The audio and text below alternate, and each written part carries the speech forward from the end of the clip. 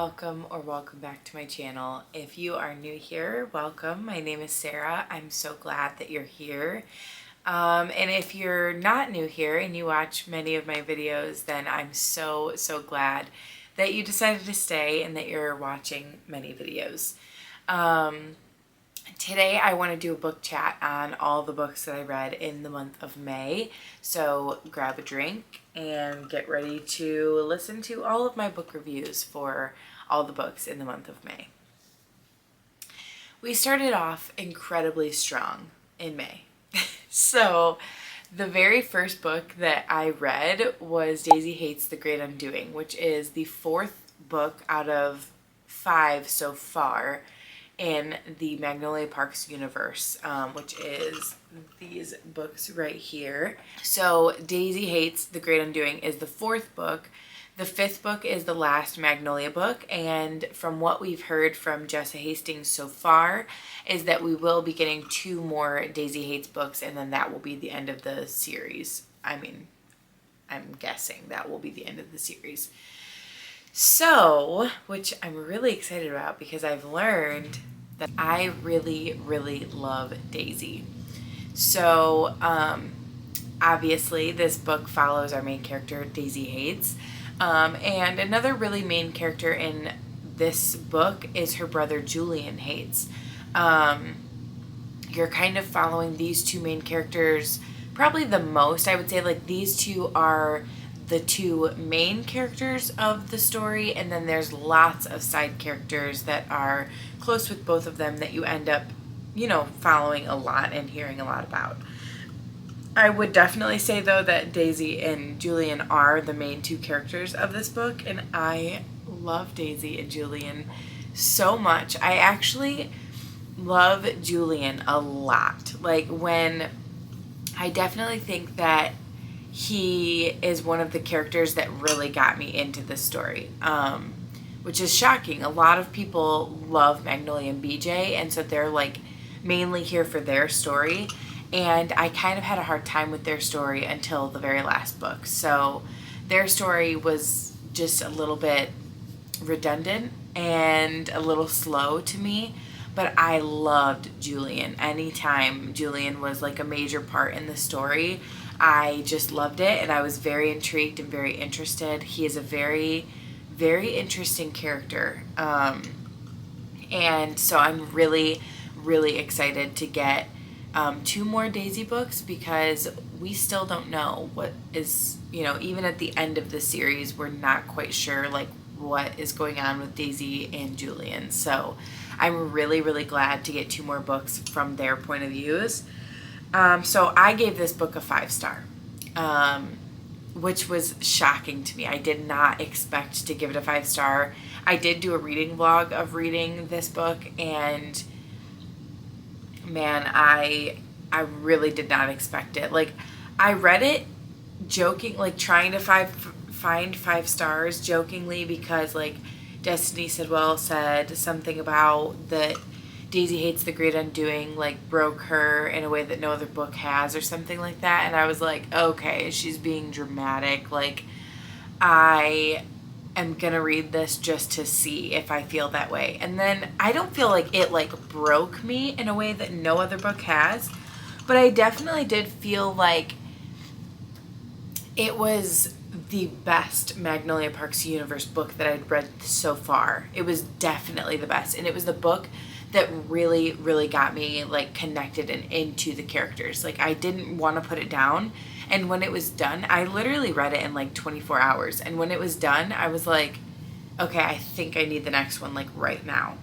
So that's all I'm gonna say about Jessa Hastings. I can't really give any sort of synopsis or anything for that one, because obviously it is the 4th book in a series, but I can say that the Magnolia Parks universe is, honestly, it's like Gossip Girl, but takes place in the UK. It is just about this group of really rich kids that are really famous, and it's just their lives and all the messy, toxic drama that is their lives. And so I think that that's why I didn't love the first couple books, because I felt like, what am I even reading this for? Like, what is the point of the story? Where's the plot? What is the thing to keep me like into this story? And I feel like now I felt connected enough to the characters that I cared about their lives. But in the beginning, I didn't as much. And so it was really hard for me to get through like the first 2 to 3 books. But all in all, I would say that for me, reading the series was worth it because I found 2 5-stars. So now, moving on to the next book, was A Man Called Ove. I'm going to say Ove because that's how the audiobook said it. I don't know how Frederick Bachman wants this pronounced. I don't know how it's actually supposed to be pronounced. I should probably like try to find a video of him saying it. But I do know that the audiobook pronounced it Uva, and so I'm going to say Uva. And this was one of the only Frederick Bachman books I have left that I haven't read. Now I only have 2 left out of all of his books that I have not read. I need to read Britt Marie Was Here, and then My Grandma Told Me to Tell You I'm Sorry. But I read the entire Beartown series. I've read A Man Called Ove, Anxious People, My Friends, and I've even read a couple of his little novellas that I have on my Kindle. So, most of his books for me are 5-star reads. Like almost all of those that I named are 5-star reads. Anxious People was the only one I gave like a 4.75, and that was only because I loved it, but I didn't love it the same that I loved like Beartown and My Friends and all of that. So I ended up giving that one a 4.75. Unfortunately, I gave A Man Called Ove a 3-star. And so this is actually the outlier of all Frederick Bachman books for me. And I still really enjoyed this book, and I will still recommend it to people. All in all, I still think that Frederick Bachman is one of my favorite authors ever, and I think he's a phenomenal writer. This one specifically was just a really, really hard character for me to follow. The main character is this very, very, very grumpy old man. He is a big curmudgeon. He doesn't want to talk to people. He has nobody in his life. He's kind of a control freak, and he just wants everything to go how he wants it to go. And if it doesn't go that way, then he's like yelling at random people. And I just felt like, specifically in the beginning, he was just mean. He was just straight up mean. And I did not like that. I don't like following a character like that. It was very, very hard for me to have love and compassion for this character when he's just mean to people. But the point of the story, and he's very, very depressed, and it talks a lot about mental illness. So there probably are some trigger warnings. If any of that is like a trigger for you, then I would definitely check the trigger warnings on this book. But I just felt like as the story goes on, you are following him as he meets this family, and he starts to really help them, honestly, just because they stumbled into his life and he could tell that they needed his help. And he starts to help them, and through helping them, he starts to learn to love them, and he warms up to them, and it's this really sweet story of this depressed old man who had nothing left gain a whole family that honestly makes him want to keep going.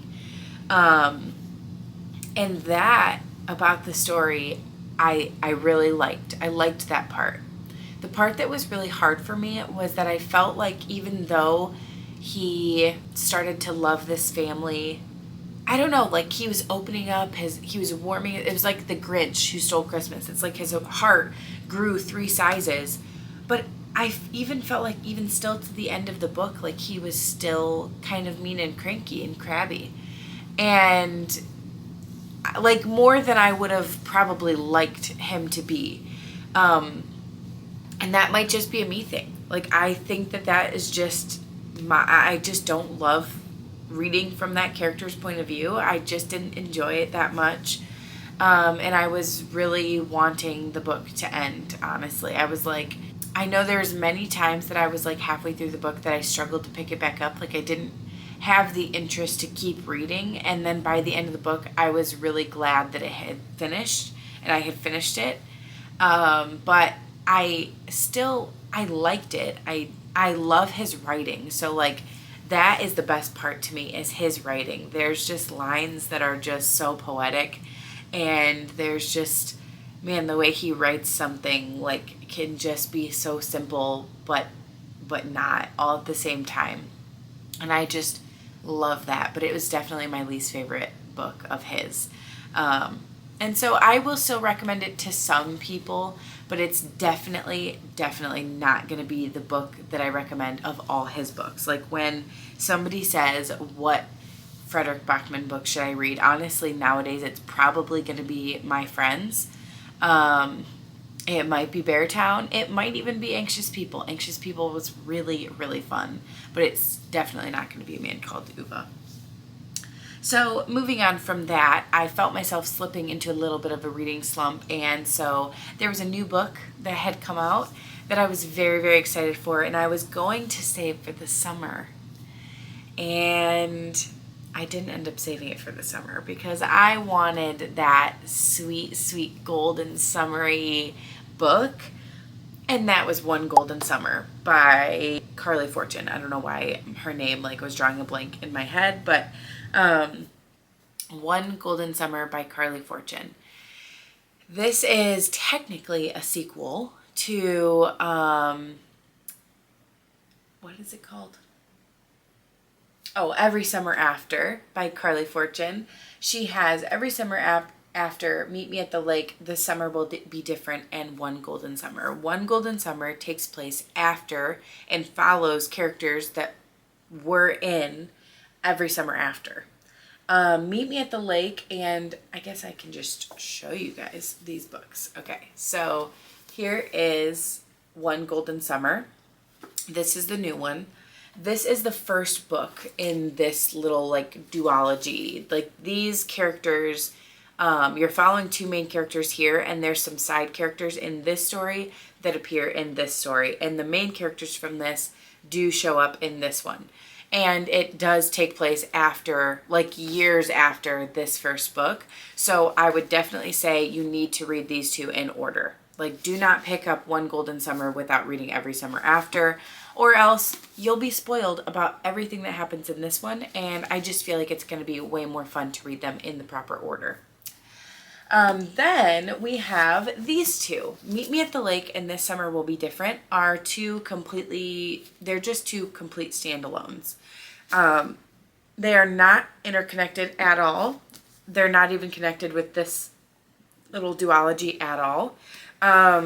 So these two can be read in any order at any time. They're completely separate from these. I just love her cover art, and I love the summery, like these just give peak summer vibes. And it has been so cold here in Michigan, and I have been needing that summery feeling. I'm so excited. Actually today we're having an 80-degree day today.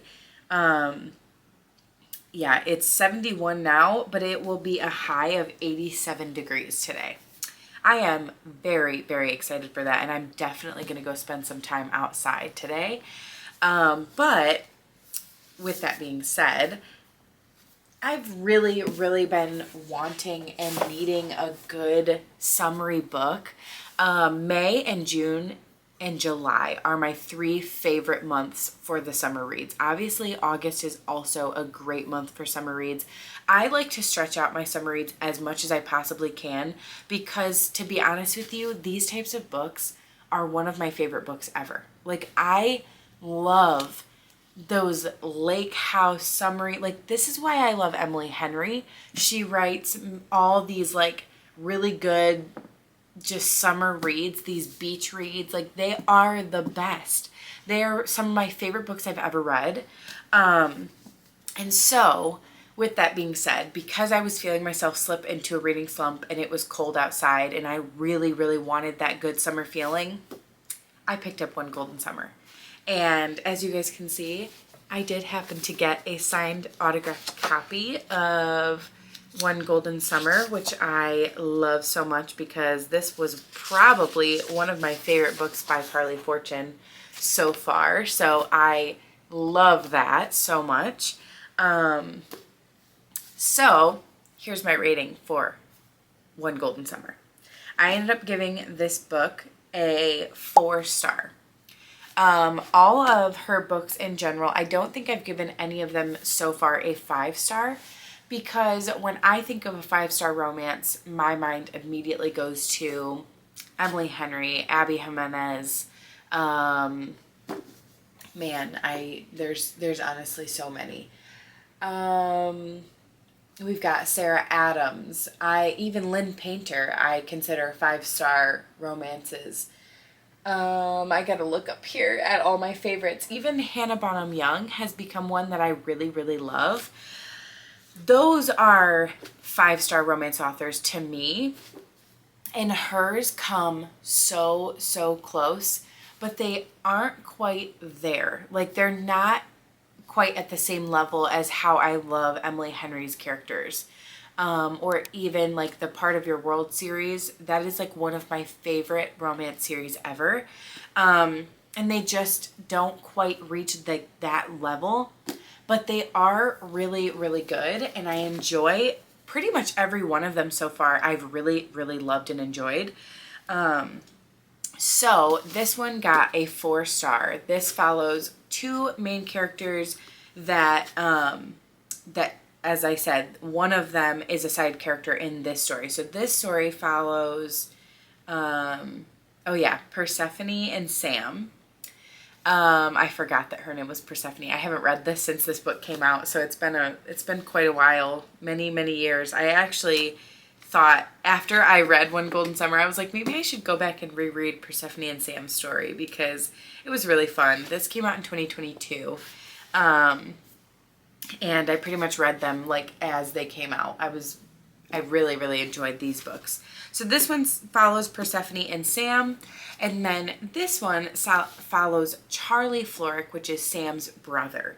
And Alice, who is coming to this old family, this old lake house. It's not like their family's lake house. It's a family friend's lake house that they've gone to basically most of her life. They've gone to this specific lake house, which is right next door to Sam and Charlie's lake house. And Charlie helps the owner, I think his name is John, of this lake house, like take care of the house while he's not there. And so our main character, Alice, is in constant communication with Charlie in regards to this lake house that her and her grandmother are staying at for the summer. This was just such a fun summer beach read.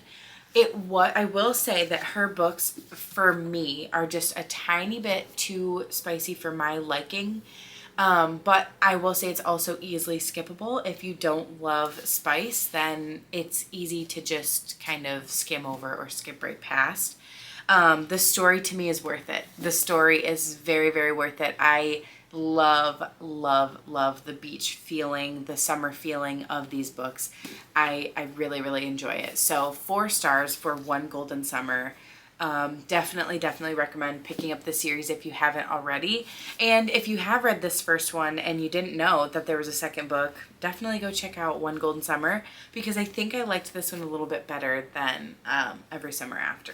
So that was my next read. Then I picked up Broken Country by Claire Leslie Hall. Broken Country is a newer book. It just came out, I want to say in February or no, maybe it was March or April. I cannot remember, but it was on Book of the Month. And so this was actually my book club's book this month. And so if you're in my book club, stop listening because I'm about to talk about my feelings about this book, and we haven't had book club yet. It's this Saturday. So Broken Country was, I definitely enjoyed it. I don't quite have a full rating yet because I don't really, this one was super difficult for me to rate. So the very start of this book, you hear that the farmer is dead. And it's a little bit of a mystery of what happened, who's actually dead, because it always just says the farmer in the beginning. You don't know who the farmer is. So you're following these characters and you're like, okay, which one of these characters ends up dead? I mean, you kind of have an inkling most of the time, but it still kind of shocked me a little bit. And it's basically it's a non-linear timeline that jumps back and forth through many timelines. Many. So you're jumping back to when the main character was very young, and then you're jumping to the part in the story where the event actually happened, where somebody was killed. And you're kind of hearing the story up to that point. And then you're jumping to what is the actual present timeline, where you're hearing the trial and the court case, and you're hearing like the aftermath of the court case. And all of them mesh together. So you're just reading, every chapter jumps back and forth in one of those timelines, and you're just hearing this story and you're just piecing everything together as it goes. That part of the book I really, really enjoyed. I actually loved that it was a little bit difficult to follow as you were reading. You were a little bit confused all through the book until everything clicked into place, and then it all made sense. And I really, really loved and enjoyed that part of the story. But the book itself, I really genuinely did enjoy. I liked the mystery aspect of the book. I loved the ending. The ending really got me. I did not see it coming. There was a couple little twists in the end that really genuinely had me shocked. Like, I did not see it coming. So I definitely enjoyed this, and I think I'm going to end up giving this book like a 3.5. I don't think it was a waste of my time by any means. It was also really short. I'm pretty sure the audiobook was about 8 hours long, and the book itself was like pretty small and short. So I felt like I actually kind of read through it in like 2 days. It was so fast. But yeah, I think I'm going to land on like a 3.5 for this one, because it's not quite a 4-star, but it's not less than a 3, that's for sure. And I definitely would recommend it to certain people. I think certain people would really, really enjoy this story. I just felt like not everyone would love it because of just how detailed the affair was in this book. Then, moving on from Broken Country, I read Magnolia Parks Into the Dark. This is the 5th and final book for now in the Magnolia Parks universe. We're following, again, our main characters, Magnolia and BJ. And this book, wow. This book just perfectly completed the Magnolia and BJ's story. This was so perfect to end their story. Man, oh man, did I think. I really thought after I read Daisy Haites, I was like, I'm not going to like any other book in this series as much as I like Daisy Haites. Man, was I wrong. I cannot decide still to this day which one was better, Daisy Haites or Into the Dark. I cannot tell you. Like, The Great Undoing was really, really good, but Into the Dark shattered my hearts. It shattered my heart into pieces. Like, it was so deep and so sad. And both Magnolia and BJ are going through something very, very sad in this book. And we know, because we know from The Long Way Home, that something very sad has already happened to Magnolia and BJ in their life. And so this just kind of adds to it. And this was just the perfect ending to Magnolia and BJ's story. Seriously, guys, the perfect ending. I mean, this was a 700-page romance book, and I did not want it to end. I was like, I could just keep reading for another 200-300 pages. Guys, I was the one who didn't like Magnolia Parks. I literally read the first book and was like, guys, what the heck did you guys just make me read? Like, this is not it for me. 5 stars to Into the Dark. 5 stars. Loved it. I literally loved it. Honestly, afterwards, I could not stop thinking about it. For like 2 weeks after I finished it, all I thought about was Magnolia and BJ and how that book, and just the full entirety of that book. And there's so many quotes, guys. The quotes are so good. I swear I mainly read this one on my Kindle because, I mean, I'm a little bit addicted to my Kindle. I'm not going to lie. I take that thing with me everywhere. I want every single book to be on my Kindle. I'm borrowing books left and right from the library just to read them on my Kindle, even if I have the physical copy, because I just love it so much. I'm quite obsessed with it. So with that being said, I ended up highlighting a lot on my Kindle of this book. Like, there was so much that I ended up highlighting. I was going to see if I could pull up like some of the highlights and if any of them are not spoiler. Literally, look at this. There's a line where one of them says, "Not a day has gone by since I met you where I've not loved you." So good.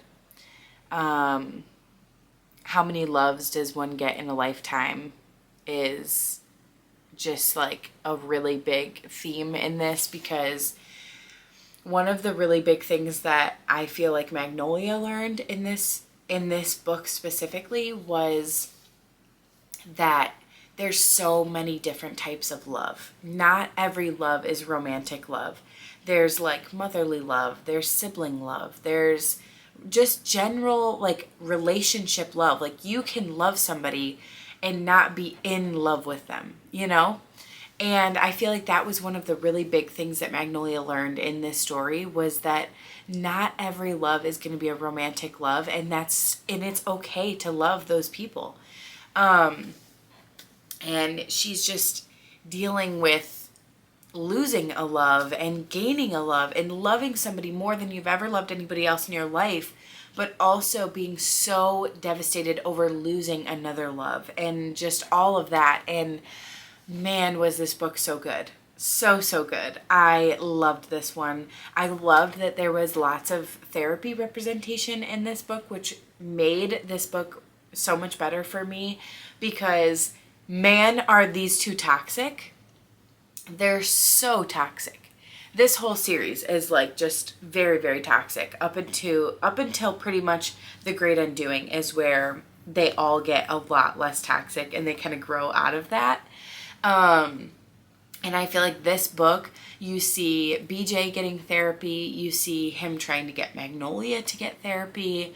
You get to see like their sessions of therapy and like what they're talking about and working through. And I just felt like, man, there was so much character growth in this last book that was so good. And it was just so dang sad. Oh my gosh. I was like literally trying not to cry the entire book, and honestly failing multiple times. So 5 stars for Magnolia Parks Into the Dark. And that is the last of what I'll say about it. Then we moved on to Fear the Flames. So I also, honestly, a lot of these books that I'm talking about were in individual reading blogs. So if you want to go back on my channel, there are many, many reading blogs for all of these books. Both the Magnolia Parks books and Fear the Flames was in a reading blog. Broken Country was in a reading blog. Yeah, that's like a lot of the books that I've already talked about so far in this video. So Fear the Flames by Olivia Rose Darling. This is a book that's been on my TBR for so long. I have been wanting to read this one since it was an independently published book, and it didn't even have a hardcover, and I had that on my Kindle. Now I have the physical copy, which is the hardcover, because it's now been printed for a long time. And the second book is coming out, I think, in October. And I do have the NetGalley on my Kindle for the second book. So that pushed me. I was like, okay, you need to read this book. Like, you need to make it a priority because you now have the second book to read. So I did. And I will say the first probably 40 to 50% was really, really good. I felt like the first 40 to 50%, I was like, definitely the first 40% had a strong, clear plot. It had really good characters. I was into the characters and like all of their relationships with one another. And then I felt like it all of a sudden turned from the main point of the story was like the mission that they were on to the main point of the story was the main character's relationship with one of the characters that was supposed to be like an enemies to lovers relationship. And personally, I just felt like it went from enemies to lovers way too quickly. And it was way, way spicier than I expected it to be. And I was like, okay, all of a sudden we've lost the plot of this book, and all of this that this is about is these two characters. And I really, really did not love that. And then it didn't pick back up until the last 10% where they kind of like, it kind of left you off on a little bit of a cliffhanger so that you can read, so that you want to read the second book. And I'm just like, I just don't know. I'm definitely going to try to read the second book, but I ended up giving Fear the Flames a 3-star. It was kind of, it's a pretty solid 3-star. There are parts, like the beginning, I felt like it was a 4-star, and then the middle to like the 70-ish percent, 80% mark was like a 2-star, and then the ending was like a 3-star. So we're just gonna go to 3-star and just say that this was probably a solid 3-star. Some people might love it and some people won't like it. So, yeah, I don't really have much else to say on that one. That was just solid 3-star. Then I read The Sirens for my podcast. Our podcast is called The Booked Podcast. It's on Apple Podcast and Spotify. And we decided to do a May book club book where the three of us read the same book. We told everybody ahead of time that we were reading the same book, and then we did an episode where it was like spoiler-filled discussion on the Sirens. So, with that being said, I ended up giving the Sirens a 4-star. Joanna and Hannah, who are the girls that I do the podcast with, they ended up giving it a 5-star. They loved it. I really, really enjoyed it. Man, was this so... I felt like her writing, Amelia Hart's writing, made me feel like I was literally there. Like I could feel the thick ocean air on my skin. I could smell the fishy smell. I felt like I was literally in this book, like in the setting of this book, which was amazing. Not many books can actually make me feel like I'm not just like there for the enjoyment, but that I'm like in the plot and in the story, and this one did it. This was just a very, very, very interesting story. I really, really enjoyed it. I loved this book a lot, and I ended up giving it a 4-star. So definitely consider picking up The Sirens. I'm definitely going to consider picking up Wayward. I did end up getting Wayward from Book of the Month, and it is one that I really, really want to get to very soon because that is Amelia Hart's first book that she wrote. So yeah, I'm very, very excited about that. Then the last and final book that I read in the month of May was Ghosted by J.M. Darhauer. This is so random. This book is very, very random for me. I read this because this is one of the books that Sarah Crowley reads like every single year. Literally like every year she rereads this book. And I've had a couple books like that before. ACOTAR is one of them for me that I've reread probably 5 or 6 times. Shatter Me, I've reread probably 5 or 6 times, at least the first 3 books. But honestly, I've reread the whole series probably 3 times. I have books like that. Honestly, I have an Elle Kennedy book. She writes under a pen name with another author, but there's a book called Paper Princess, and Erin Watt. Erin Watt is the pen name for Elle Kennedy and one other author for the Paper Princess series. I used to love it. It is the most random trash book series about these like Southern high school kids. I loved that series. I don't know why, but I loved it. And I've reread that one like maybe 4 times. So I understand having like a hyperfixation on a book where you just reread it and you don't even know why. And honestly, half the time I don't even like to tell people that I reread Paper Princess because it is the most random like trash book. And by trash book, I mean like not that it's bad. I just mean like it's like the equivalent to like trash TV. Like you just can't stop watching. It's like I don't even know how to describe it. It's just the most random book for me to love. But I do love it, and I actually haven't read it in years. So maybe it's time for a little reread. But that is Ghosted for Sarah Crowley. She talks about it many, many times on her channel. Many times. I mean, I've watched her channel for years now, and the amount of times I had heard this book get brought up, and I was like, I have to read it. I literally have to read it. I need to know. So I read it. And this book I ended up giving a 3-star. Not because it wasn't good, just because not much actually happened. And I kind of understand why this is just like her hyperfixation book. Like, it's like not much happens, but if you loved the plot, it's like a second chance romance with a very, very famous actor and this like nobody woman who works at a grocery store. And the plot is that they were a thing back when they were teenagers in high school, and she ended up getting pregnant with his baby and doesn't tell him for a really long time.